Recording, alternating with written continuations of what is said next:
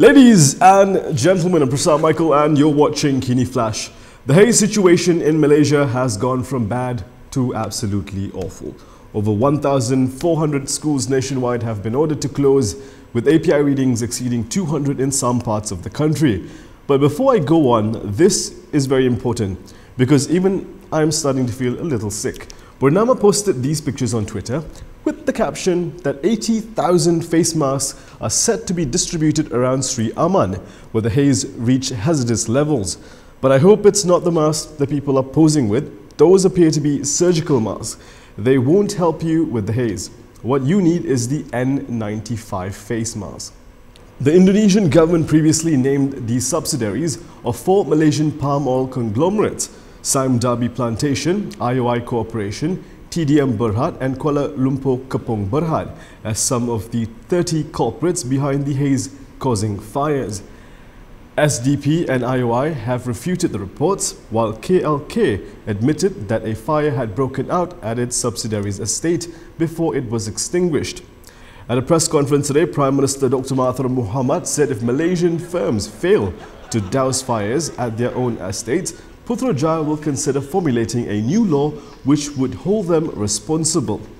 Those Malaysian companies which have estates outside Malaysia which are contributing towards the haze because of burning in their estates, we will ask them to take action to put out the fires. But of course, if we find that they are unwilling to take action, we may have to pass a law which will make them responsible for fires in their property, even if it's outside Malaysia. All private and public schools in Selangor, Penang and Putrajaya will be closed on Thursday, and Selangor has also ordered all schools to remain closed on Friday. Dr. Mahathir was quizzed on whether all schools nationwide should be closed due to the worsening haze. This is what he said. Patutkah kerajaan umumkan tutup sekolah terus sampai at least sampai Jumaat? Tutup semua sekolah. Tak boleh lah. Kita kena tahu banyak mana haze. Kerana haze ini bukan sama seluruh Malaysia. Mengikut laporan pada pagi, kita semua akan pindah ke Kedah dengan Perlis. Pasal tak ada haze di situ. The country's most talked about permanent resident continues to make headlines. Of course, I'm talking about Zakir Naik, the Indian-born preacher. New Delhi has rebutted Prime Minister Dr. Mahathir Mohamad's assertion that India did not insist on the return of the Islamic preacher. However, at a press conference today, Mahathir has downplayed the issue. Yeah, but I met Mr. Modi. He didn't raise the issue. He did mention about Zakir Naik, but he didn't ask that Zakir Naik be sent to India. So far, no one has been arrested in Malaysia for open burning. However, Police Chief Abdul Hamid Badur said the police are ready to assist the Department of Environment if assistance is needed. We have been assisting the Environment Department, so that's it. As long as there's a special request for this one, we'll come in. We are ready to assist. If there is a law on this one, we are always ready. Is it fine on the spot or is it a jail term? What is it? I'm not very clear about that. I'm not very sure. I can come up with a statement later if you allow me. Okay. Alright. So far, no one has been arrested for any crime or any open burning? Not that I know of. No. Okay. Thanks. Okay. Okay, thank you.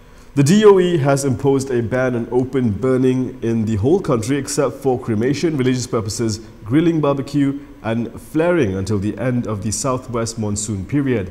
DOE Director General Nurulin Jaffar issued the order in view of the haze that has enveloped the country since September 5th.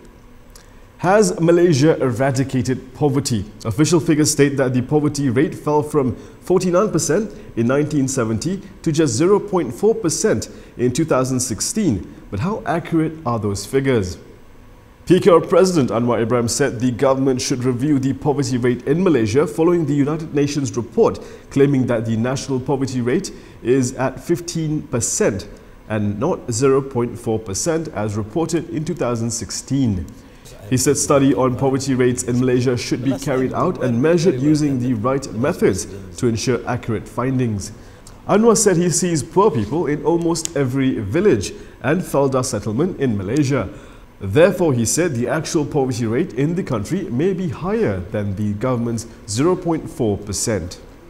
Tensions remain high in the Middle East as the finger-pointing begins in the wake of the attacks on oil facilities in Saudi Arabia. The United States believes the attacks that crippled Saudi Arabian oil facilities last weekend originated in southwestern Iran, an assessment that further increases tension in the Middle East. 3 United States officials who revealed this to Reuters on the condition of anonymity said the attacks involved cruise missiles and drones, indicating that they involved a higher degree of complexity and sophistication than initially thought. The officials did not provide evidence or explain what U.S. intelligence they were using for the evaluations.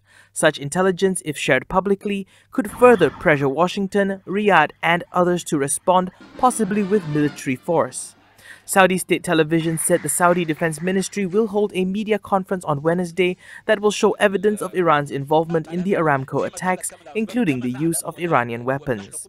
Iran denies involvement in the strikes while Iran's allies in Yemen's civil war, the Houthi movement, claimed responsibility, saying that they struck the plants with drones, including some powered by jet engines. US President Donald Trump on Monday said that it looks as if Iran, which has a long history of friction with neighboring Saudi Arabia, was behind the attacks. However, in a sign that US allies remain unconvinced, French Foreign Minister Jean-Yves Le Drian said he was unsure if anyone had any evidence to say whether drones came from one place or another. Meanwhile, in Saudi Arabia, their energy minister, Prince Abdulaziz bin Salman, told a news conference that the kingdom will be utilizing its reserves to maintain supply and will achieve 11 million barrels a day in production by the end of the month. Over the last 2 days, the damage has been contained, and more than half of the production capabilities that were damaged as a result of the attack have been recovered. The company will meet its commitments to its customers for this month by withdrawing its reserves of crude oil. While Malaysia grapples with the Haze crisis, Indonesia's president has expressed disappointment over his government's handling of forest fires in Riau. Indonesia's President Joko Widodo said the forest fires in Riau would not recur had the government machinery been more effective in containing the hotspots early on. In a Facebook post yesterday, Widodo mentioned that the government has a multi-level machinery to solve the issue. In another post update, Jokowi said 52 planes carrying water bombs and an additional 5,600 personnel were deployed to the affected areas in Riau. He stressed that the government will take stern action against corporations or individuals who are found guilty of involvement in the arson. Last week, Indonesia's Environment and Forestry Minister Siti Nurbaya Bakar claimed that the haze affecting Malaysia had originated from Sarawak. This is despite the Asian Specialized Meteorological Center or ASMC's tracking showing that the haze in peninsular Malaysia primarily originated from Sumatra, while the haze in Sarawak came from Kalimantan. This prompted her Malaysian counterpart Yeo Bee In to tell Nurbaya not to be in denial over the cause of the haze in the region. And here are several other news highlights from today.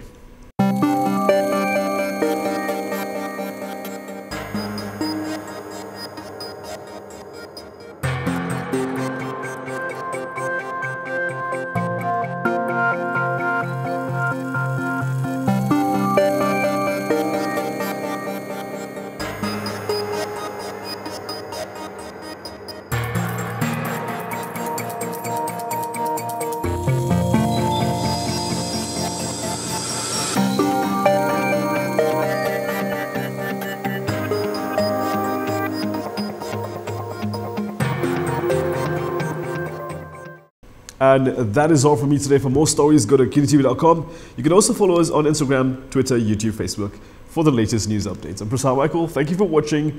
Good night. And don't forget your N95 face mask. It really helps.